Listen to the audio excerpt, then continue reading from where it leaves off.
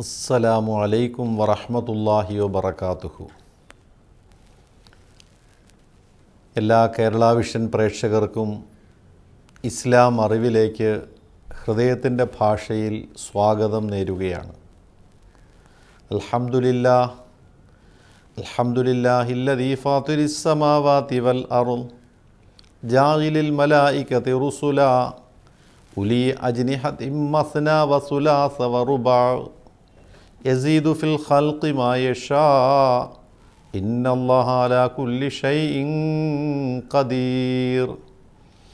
അല്ലാഹുമ്മ സ്വല്ലി വസല്ലിം അലാ സയ്യിദിനാ വമൗലാനാ മുഹമ്മദിൻ സിർറിൽ അസ്റാരി വബിർരിൽ അബ്റാരി വഅലാ ആലിഹി വസുഹാബിഹി വസല്ലിം തസ്ലീമൻ കസീറൻ കസീറാ. ആരംഭപ്പൂവായ മുഹമ്മദ് മുസ്തഫ സ്വല്ലല്ലാഹു അലൈഹി വസല്ലം തങ്ങളിൽ ഓരോ സത്യവിശ്വാസിയും സ്വലാത്ത് ചൊല്ലേണ്ടതിൻ്റെ ആവശ്യകതയെക്കുറിച്ചാണ് കഴിഞ്ഞ ആഴ്ച നമ്മൾ വിശദീകരിച്ചത്. ഞാൻ പറഞ്ഞു, സ്വലാത്ത് ചൊല്ലൽ ഒരു ചടങ്ങാക്കരുത്, അതൊരു ഇബാദത്താണ്. സ്വലാത്ത് ചൊല്ലൽ ഒരു സാധാ രീതിയായിട്ട് വെറുതെ അവഗണിക്കരുത്, മറിച്ച് അതൊരു ദുആയാണ്. ഞാൻ പറയുന്നു, സ്വലാത്ത് ചൊല്ലൽ ദിക്റാണ്. സ്വലാത്ത് ദിക്റുകളിൽ ഏറ്റവും മഹത്തായ ഒരു ദിക്റാണ്. അള്ളാഹുവിന് ദിക്റ് ചൊല്ലേണ്ടതിൻ്റെ മഹത്വങ്ങളെക്കുറിച്ച് നമ്മൾ കഴിഞ്ഞ രണ്ടാഴ്ച വിശദമായി പ്രതിപാദിച്ചിരുന്നു. നിങ്ങൾ കേട്ടിരിക്കും, ഓർക്കുന്നുണ്ടായിരിക്കും. അല്ലാഹു സുബ്ഹാനഹു വ തആല പറഞ്ഞു, ഫദ്കുറൂനി അദ്കുറുക്കും. ജനങ്ങളെ, നിങ്ങൾ എന്നെ സ്മരിക്കുക, ഞാൻ നിങ്ങളെ സ്മരിക്കും. നിങ്ങൾ എനിക്ക് ദിക്റ് ചൊല്ലുക, ഞാൻ നിങ്ങൾക്ക് ദിക്റ് ചൊല്ലും. അള്ളാഹു മറ്റൊരു കാര്യം കൂടി പറഞ്ഞു, അലാ ബിദിക്രില്ലാഹി തത്മഇന്നുൽ ഖുലൂബ്. ജനങ്ങളെ, ദിക്റ് വർദ്ധിപ്പിക്കുക. ദിക്റ് കൊണ്ട് മാത്രമാണ് ഹൃദയങ്ങൾക്ക് സമാധാനവും ശാന്തിയും ലഭിക്കുക. മനസ്സിന് സമാധാനവും സ്വസ്ഥതയും ശാന്തിയും സന്തോഷവും അത് ദിക്റ് കൊണ്ട്, പടച്ചവൻ്റെ സ്മരണ കൊണ്ട്, സ്വലാത്ത് കൊണ്ടല്ലാതെ കിട്ടുമെന്ന് ആരും വിചാരിക്കേണ്ട. ശരീരത്തിന് വേണ്ടത് ആഹാരം, പോഷകം, വിശ്രമം ഒക്കെയാണ്. മനസ്സിന് വേണ്ടത് സമാധാനവും കുളിർമയുമാണ്. ലോകം മുഴുവൻ ടെൻഷനിലാണ്. ആർക്കും സമാധാനമില്ല. ജോലി തിരക്കുകളിൽപ്പെട്ട് ഫ്ലൈറ്റിൻ്റെ സമയം കറക്റ്റ് എത്താൻ വേണ്ടി, അതുപോലെ തന്നെ ട്രെയിനിൻ്റെ സമയം, ബസ് പിടിക്കാൻ വേണ്ടിയൊക്കെ ജനങ്ങളിങ്ങനെ തത്രപ്പാടിലാണ്, ടെൻഷനിലാണ്. ഒരു പ്രോഗ്രാം സംഘടിപ്പിക്കുന്നവർക്ക് ആ പ്രോഗ്രാം ഒന്ന് സമാധാനപരമായി അവസാനിച്ച് കിട്ടാൻ വേണ്ടി അതിൻ്റെ ടെൻഷൻ. ഒരു വിവാഹം നടത്തുന്ന വീട്ടുകാരന് തൻ്റെ അതിഥികളെ സ്വീകരിച്ച് സന്തോഷിപ്പിച്ച് മടക്കിയേച്ചെല്ലാം മംഗളമാക്കി തീർക്കണമെന്നുള്ള ടെൻഷൻ. അത് കഴിയുന്നവരെ വെപ്രാളമാണ്. ലോകത്തെവിടെയും നോക്കുക, അസമാധാനമാണ്, ടെൻഷനാണ്. സമാധാനമില്ല, ശാന്തിയില്ല, ഹൃദയത്തിന് കുളിർമയില്ല, സ്വസ്ഥതയില്ല. ഈ ലോക ജനതയോട് സൃഷ്ടാവായ തമ്പുരാൻ പറയുന്ന ഈ വാക്യം അശ്രദ്ധമായി ആരും കളയരുത്. അലാ, അറിയണേ, ബിദിക്രില്ലാഹി തത്മഇന്നുൽ ഖുലൂബ്. അള്ളാഹുവിൻ്റെ സ്മരണ കൊണ്ട് മാത്രമേ നിങ്ങൾക്ക് സമാധാനം ലഭിക്കുകയുള്ളൂ. ഞാൻ പെരുമ്പാവൂരിൽ മരണാസന്നനായ ഒരു വ്യക്തിയെ കാണാൻ പോയി. അദ്ദേഹം ഏതാണ്ട് മരണക്കിടക്കയിലാണ്.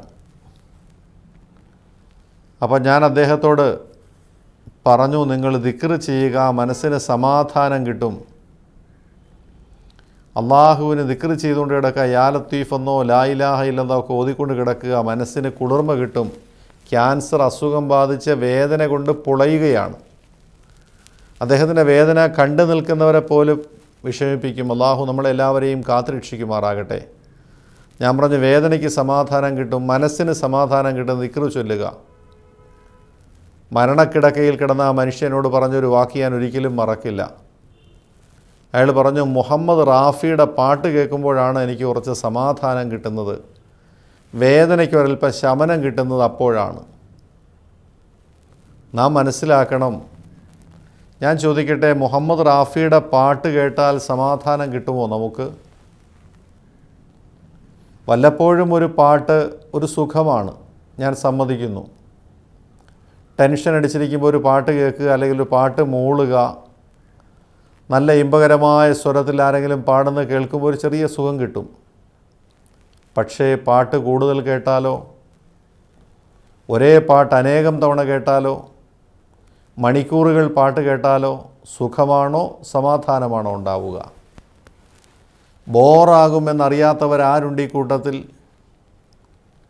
അമിതമായി കേട്ടാൽ ഏത് പാട്ടും നമുക്ക് അലോസരമാകും, ബോറായി മാറും, അസഹ്യതയായി മാറും.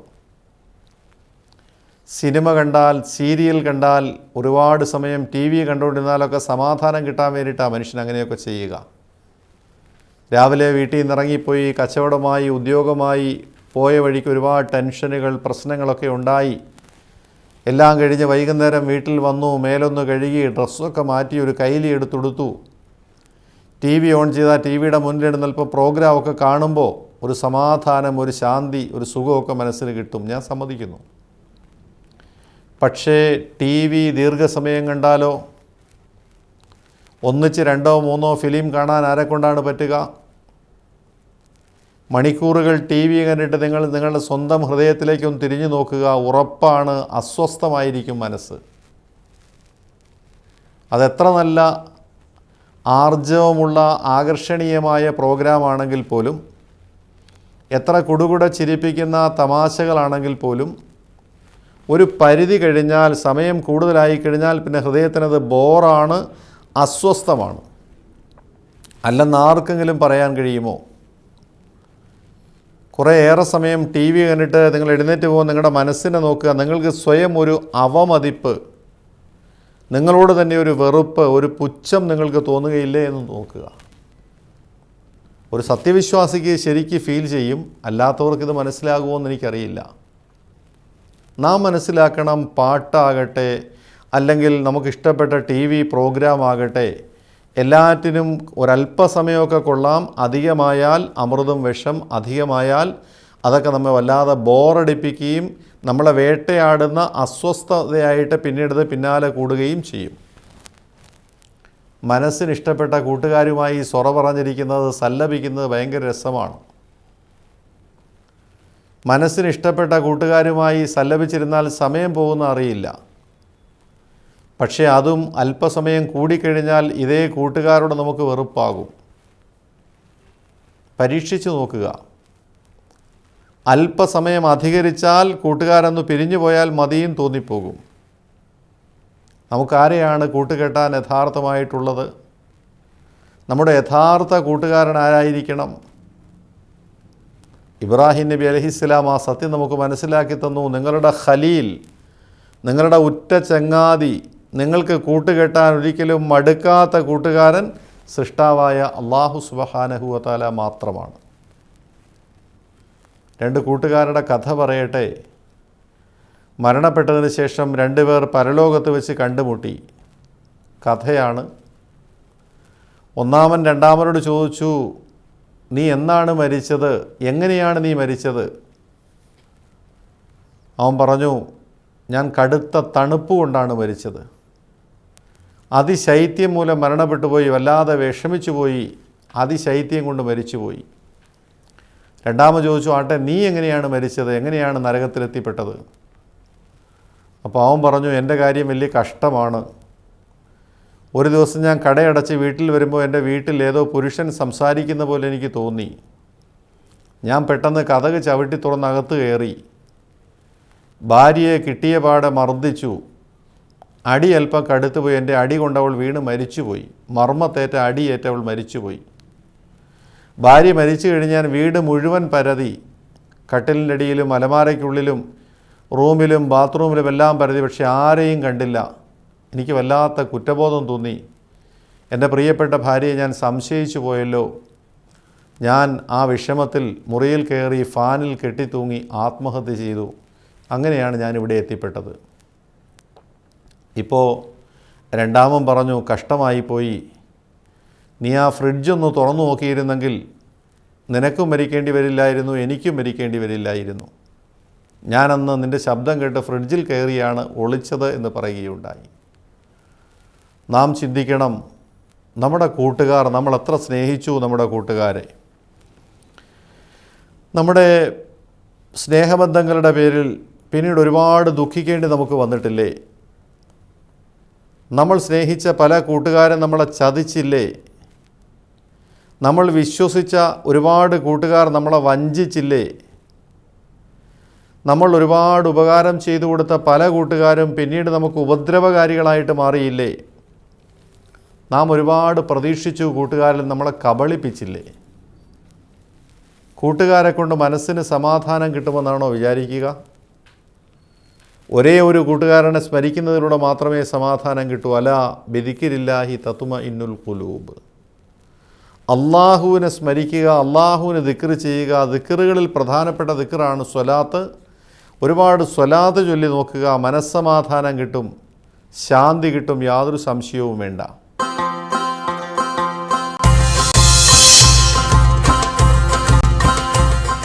മുതിർന്നവർ പറയും, മക്കളെ അധികം ചിരിക്കരുത്, കരയേണ്ടി വരും. ഇപ്പം ചില ഡോക്ടേഴ്സും ചില ശാസ്ത്രജ്ഞന്മാരും ഒക്കെ നമ്മളെ പഠിപ്പിക്കുന്നത് ചിരിച്ചാൽ ആയുസ് കൂടുമെന്നാണ്. ചിരിച്ചാൽ മനസ്സിന് സമാധാനം കിട്ടും, സ്വസ്ഥത കിട്ടും, അതുകൊണ്ട് ആയുസ് വർദ്ധിക്കുമെന്നാണ്. ആണോ? ചിരിച്ചാൽ ആയുസ് കൂടുമെന്ന് ആർക്കെങ്കിലും തോന്നുന്നുണ്ടോ? ചിരിച്ചാൽ ആയുസ് കൂടുമോ ഇല്ലയോ നമ്മുടെ മുന്നിലുള്ള ചില അനുഭവങ്ങൾ മുന്നിൽ നിർത്തി നമ്മൾ നോക്കുക. നമ്മുടെ തിരുവനന്തപുരത്തുള്ള മഹാനടൻ, അദ്ദേഹത്തിൻ്റെ മുഖത്ത് ഭാവഹാവാദികൾ എത്ര പെട്ടെന്നാണ് മിന്നിമറിയുക. മലയാളികളെ കുടുകുടെ ചിരിപ്പിച്ച ആ മനുഷ്യൻ 10/3/2012 കോഴിക്കോട് വച്ചുണ്ടായ കാർ അപകടത്തോടെ അദ്ദേഹം ആകെ ഒരുപാട് ഗുരുതരമായ പരിക്കുകൾ പറ്റി. ഇന്ത്യയിൽ കിട്ടാവുന്ന ഏറ്റവും നല്ല ചികിത്സ സർക്കാർ ഫ്രീ ആയിട്ട് അദ്ദേഹത്തിന് കൊടുത്തു. 2012 മാർച്ച് 10 സംഭവിച്ച അപകടം നാം 2017 കടക്കുകയാണ്. അതിനുശേഷം ആ മനുഷ്യൻ ഒരക്ഷരം കമ എന്ന് ഉരിയാടിയിട്ടില്ല. അതിനുശേഷം അദ്ദേഹം ശരീരമൊക്കെ ഒരു ഭാഗം ഏതാണ്ട് സ്തംഭിച്ച അവസ്ഥയിലാണ്. കുളിപ്പിച്ച് സുന്ദരനാക്കി നല്ല വസ്ത്രം ധരിച്ച് പൗഡറിട്ട് കൊണ്ടുവന്നിരുത്തും. പ്രധാനപ്പെട്ട അതിഥികളും തൻ്റെ കൂടെ അഭിനയിച്ചവരും താൻ അഭിനയിച്ച സിനിമകളുമൊക്കെ കാണിച്ചു നോക്കി. അദ്ദേഹത്തിൻ്റെ ഉള്ള് തേങ്ങുകയാണ്, ഉള്ള് കരയുകയാണ്. നാം ആലോചിച്ച് നോക്കണം, നാം അദ്ദേഹത്തെ കണ്ട് സഹതപിക്കുമ്പോൾ, അനുതാപമുണ്ടാകുമ്പോൾ മലയാളികളെ കുടുകുടെ ചിരിപ്പിച്ച ആ മനുഷ്യൻ്റെ ഉള്ള് തേങ്ങുകയല്ലേ എന്ന് ആലോചിച്ച് നോക്കുക. ചിരി ആയുസ്സിനെ വർദ്ധിപ്പിക്കുമായിരുന്നെങ്കിൽ, ചിരി മനസ്സിന് സമാധാനം നൽകുമായിരുന്നെങ്കിൽ അദ്ദേഹത്തിനല്ലേ സമാധാനം കിട്ടേണ്ടത്? ഇത്രത്തോളം ചിരിപ്പിക്കാൻ കഴിവുള്ള ഒരു നടൻ മലയാളത്തിലുണ്ടായിട്ടുണ്ടോ? ആലോചിച്ച് നോക്കുക. നാം ഈ ദുരന്തങ്ങളൊന്നും കണ്ട് ആശ്വസിക്കുകയോ സന്തോഷിക്കുകയല്ല, അവർക്കൊക്കെ സുഖമാകട്ടെ എന്ന് ആശംസിക്കുകയാണ്. മലയാളത്തിലെ മറ്റൊരു മഹാനടൻ, അദ്ദേഹത്തെ സ്ക്രീനിൽ കാണുമ്പോൾ തന്നെ നമ്മൾ ചിരിക്കാൻ തുടങ്ങും. ഇരിങ്ങാലക്കുടക്കാരനായ ആ മനുഷ്യൻ, ആദ്യം അദ്ദേഹത്തിന് ക്യാൻസർ ബാധിച്ചു. അതിവിദഗ്ധമായ ചികിത്സയ്ക്ക് ശേഷം രക്ഷപ്പെട്ടു. ഇപ്പോൾ രണ്ടാമത് വീണ്ടും അദ്ദേഹം ക്യാൻസറിൻ്റെ പിടിയിലാണ്. എത്രയും പെട്ടെന്ന് സുഖമാകട്ടെ എന്ന് ആശംസിക്കാം. വീട്ടുകാർക്കും അതുതന്നെയാണ് അസുഖം. ഇത്രത്തോളം ചലനങ്ങൾ കൊണ്ട്, ഭാവഹാവാദികൾ കൊണ്ട് മലയാളികളെ കാണുമ്പോൾ തന്നെ ചിരിപ്പിച്ച ഏത് നടനുണ്ട്? ചിരി ആയുസ് വർദ്ധിപ്പിക്കുമോ? ചിരി സമാധാനം തരുമോ? രണ്ടാം തവണയും ക്യാൻസറിൻ്റെ ആക്രമണത്തിൽ പെട്ടുഴലുന്ന ആ മനുഷ്യന് രോഗശാന്തി നേരുന്നതിനോടൊപ്പം നമ്മൾ ചിന്തിക്കണം, ചിരി കൊണ്ട് ആയുസ് വർദ്ധിപ്പിക്കാമെന്നും ശാന്തി കിട്ടുമെന്നാണോ നമ്മുടെ ധാരണ? ചാലക്കുടിക്കാരനെന്നുള്ള ആ നടൻ മലയാളത്തിന് സ്വന്തമായി ഒരു ചിരി തന്നെ സമ്മാനിച്ച വ്യക്തിയാണ്. അദ്ദേഹത്തിൻ്റെ ചിരി കുട്ടികളൊക്കെ മിമിക്രിക്കാരൊക്കെ അനുകരിക്കാൻ തുടങ്ങി. സ്വന്തമായി ഒരു പുതിയ ചിരി മലയാളത്തിന് സമ്മാനിച്ച വ്യക്തിയാണ്. അകാലത്തിൽ വേർപെട്ടു പോയില്ലേ? എത്ര പെട്ടെന്നാണ് നമ്മിൽ നിന്നും യാത്ര പറഞ്ഞു പോയത്. ചിരി സന്തോഷിപ്പിക്കുമെന്നും സമാധാനം തരുമെന്നും ആയുസ് വർദ്ധിപ്പിക്കുമെന്നും ഒക്കെ ആരാണ് നമ്മളോട് ഈ വിഡ്ഢിത്തം പറഞ്ഞു തരുന്നത്? കാരണവന്മാർ പറഞ്ഞാണ് ശരി, മക്കളെ അധികം ചിരിക്കരുത്, കരയേണ്ടി വരും. അധികം ചിരിക്കരുത്, കരയേണ്ടി വരും. മനസ്സിന് സമാധാനം കിട്ടുന്നത് പാട്ട് കേൾക്കുന്നതുകൊണ്ടോ, സിനിമ കാണുന്നതുകൊണ്ടോ, കൂട്ടുകാരുമായി സല്ലപിക്കുന്നതുകൊണ്ടോ, ചിരിച്ചു കുഴഞ്ഞാടുന്നതുകൊണ്ടോ ഒന്നുമല്ല. മനസ്സിന് ശാന്തിയും സമാധാനവും കിട്ടുവാൻ അലാ ബിദിക്രില്ലാഹി തത്മഇന്നുൽ ഖുലൂബ്, അള്ളാഹുവിനെ സ്മരിച്ചുകൊള്ളുക, പ്രവാചകൻ്റെ പേരിൽ ഒരുപാട് സ്വലാത്ത് ചൊല്ലുക, ഒരുപാട് സ്വലാത്ത് ചൊല്ലുക. അവിടെയാണ് ശാന്തി, അവിടെയാണ് സമാധാനം. മദീനയുടെ മഹാനായകൻ്റെ പേരിൽ, മക്കയുടെ രോമാഞ്ചത്തിൻ്റെ പേരിൽ സ്വലാത്തും സലാമും വർദ്ധിപ്പിച്ചു നോക്കുക, എത്രമാത്രം സമാധാനം കിട്ടും. ഉബയ്യ് ഇബ്നു കഅബ് റളിയല്ലാഹു തആല അൻഹു പറയുന്നു, അള്ളാഹുവിൻ്റെ റസൂൽ സല്ലല്ലാഹു അലൈഹി വസല്ലം ഒരു ദിവസം പ്രസംഗിച്ചു, യാ അയ്യുഹന്നാസ്, മാനവകുലമേ, ഉദ്കുറുല്ലാ ഉദ്കുറുല്ലാ, അള്ളാഹുവിനെ ഓർത്തുകൊള്ളുക, അള്ളാഹുവിനെ ഓർത്തുകൊള്ളുക. ജാഅത്തിർ റാജിഫ, ഭയാനകമായ നടുക്കുന്ന സംഭവം ഇതാ എത്തിച്ചേരാൻ പോകുന്നു. തത്ബഉഹർ റാദിഫ, അതിനേക്കാൾ നടുക്കുന്ന ഭയാനക സംഭവങ്ങൾ പിന്നാലെ ഇതാ സംഭവിക്കാൻ പോകുന്നു. ജാ അൽ മൗത്തു ബിമാ ഫീഹി, എല്ലാവിധ ഭയാനകതയുമായിട്ട് മരണം നിങ്ങൾക്ക് അധികം വൈകാതെ ആസന്നമാകും. അതുകൊണ്ട് അള്ളാഹുവിനെ ഓർത്തുകൊള്ളുക, അള്ളാഹുവിനെ ഓർത്തുകൊള്ളുക. ഉബയ്യ് ഇബ്നു കഅബ് റളിയല്ലാഹു പറയണം, ഖുൽതു യാ റസൂലല്ലാഹ്, ഞാൻ പറഞ്ഞു, അള്ളാഹുവിൻ്റെ ദൂതരെ, ഇന്നി ഉക്സിറു സ്വലാ, ഞാൻ അങ്ങയുടെ പേരിൽ ഒരുപാട് സ്വലാത്ത് ചൊല്ലാൻ ഉദ്ദേശിക്കുന്നു. മനസ്സിലാക്കണം, പ്രവാചകൻ പറഞ്ഞ ഉദ്കുറുല്ലാ ഉദ്കുറുല്ലാ, അള്ളാഹുവിന് ദിക്ർ ചെയ്യുക, അള്ളാഹുവിന് ദിക്ർ ചെയ്യുക എന്ന് പറഞ്ഞപ്പോൾ ഈ ഭയാനകമായ സംഭവവികാസങ്ങളിൽ നിന്ന് രക്ഷപ്പെടാൻ, മരണത്തിന് ശേഷമുള്ള ഭയാനകതകളിൽ നിന്ന് രക്ഷപ്പെടാൻ അള്ളാഹുവിന് ദിക്ർ ചെയ്യുക എന്ന് പറഞ്ഞപ്പോൾ അദ്ദേഹം പറയുന്നത് ഞാൻ സ്വലാത്ത് ചൊല്ലുമെന്നാണ്. സ്വലാത്ത് ഏറ്റവും വലിയ ദിക്റാണെന്ന് മനസ്സിലാക്കുക. അദ്ദേഹം ചോദിച്ചു, ഫകം അജ്റുലക മിൻ സ്വലാത്തി, ഒരു ദിവസം ഞാൻ എത്ര സമയം സ്വലാത്ത് ചൊല്ലാനാണ് അങ്ങ് കൽപ്പിക്കുന്നത്? കാലം മാഷിത്ത, നബിതങ്ങൾ പറഞ്ഞതിന് പ്രത്യേകമായ അളവൊന്നുമില്ല. നമസ്കാരത്തിന് ശേഷമെന്നോ ദിക്റിന് ശേഷമെന്നോ ദുആയ്ക്ക് ശേഷമെന്നോ ഒന്നുമില്ല, എപ്പോഴും എത്ര ചൊല്ലാമോ അത്ര ചൊല്ലുക, നിനക്ക് ഇഷ്ടമുള്ളിടത്തോളം. അദ്ദേഹം പറഞ്ഞ റുബു, ഞാൻ ദിവസത്തിൻ്റെ 4/1 സമയം, 4/1 6 മണിക്കൂർ സ്വലാത്ത് ചൊല്ലാനായിട്ട് ഉപയോഗിക്കാൻ ഉദ്ദേശിക്കുന്നു. 6 മണിക്കൂർ സ്വലാത്ത്. കാലം ആഷിഖത്ത, പ്രവാചകൻ പറഞ്ഞു നിനക്ക് ഇഷ്ടമുള്ള അത്രയും ചൊല്ലുക. ഫൈൻ സിത്ത ഫഹുവ ഖൈറുല്ലക, എന്നാൽ കുറച്ചുകൂടി വർദ്ധിപ്പിച്ചാൽ ഏറ്റവും നന്നായിരിക്കും.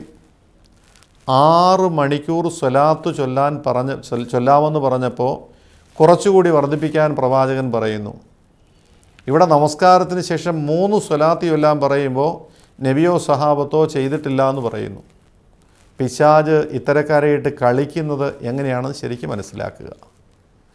അദ്ദേഹം പറഞ്ഞു, ഞാൻ നിസ്ഫു, അങ്ങനെയാണെങ്കിൽ ദിവസത്തിൻ്റെ നേർപകുതി 12 മണിക്കൂർ സ്വലാത്തിനായിട്ട് മാറ്റിവെക്കാൻ ഞാൻ ഉദ്ദേശിക്കുന്നു.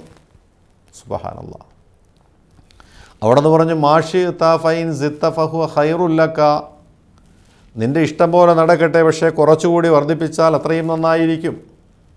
12 മണിക്കൂർ സ്വലാത്തിന് വേണ്ടി മാറ്റിവെച്ചിട്ട് അതുപോരാ കുറച്ചുകൂടി കൂട്ടാൻ പ്രവാചകൻ പറയണമെങ്കിൽ ഒന്ന് ആലോചിച്ച് നോക്കുക, സ്വലാത്തിൻ്റെ മഹത്വം എന്താണ്. ഖുൽതു ഫസ്സുലുസൈനി, അദ്ദേഹം പറഞ്ഞു, അള്ളാഹുവിൻ്റെ റസൂലെ, അങ്ങനെയാണെങ്കിൽ ഞാൻ 3/2 ഭാഗം സ്വലാത്തിന് വേണ്ടി മാറ്റിവെക്കാൻ ഉദ്ദേശിക്കുന്നു.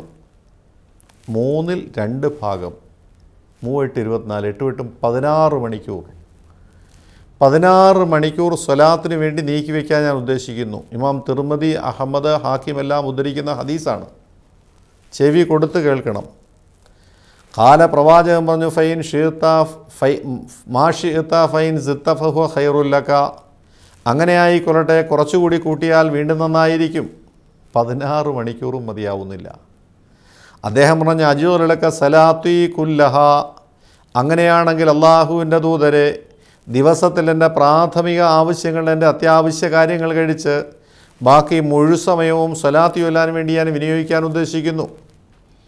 കാല ഇതൻ യക്ഫി ഇതൻ യുക്ഫ ഹമ്മുക, വയൂഫറുലക ദംബക. പ്രവാചകൻ പറഞ്ഞു, അങ്ങനെയാണെങ്കിൽ നിൻ്റെ എല്ലാ മാനസിക ക്ലേശവും ഇല്ലാതാകും, മനസ്സിന് പൂർണ്ണമായി ശാന്തിയും സമാധാനവും കിട്ടും, നിൻ്റെ പാപങ്ങളെല്ലാം പൊറുക്കപ്പെടുകയും ചെയ്യും. സ്വലാത്ത് പരമാവധി വർദ്ധിപ്പിക്കുക. ചൊല്ലാൻ കിട്ടുന്ന ഒരവസരവും പാഴാക്കാതിരിക്കുക. നവീനവാദികളുടെ വാദം കേട്ട് പ്രവാചകരോ സഹാബത്തോ സ്വലാത്ത് ചൊല്ലിയിട്ടില്ല എന്ന് കേട്ട് സ്വലാത്ത് മുടക്കാതിരിക്കുക. എത്ര സ്വലാത്ത് ചൊല്ലാമോ ചൊല്ലുക, എത്ര മൗലിദ് ഓതാമോ ചൊല്ലുക, സ്വലാത്ത് വർദ്ധിപ്പിക്കുക. അള്ളാഹു അനുഗ്രഹിക്കുമാറാകട്ടെ.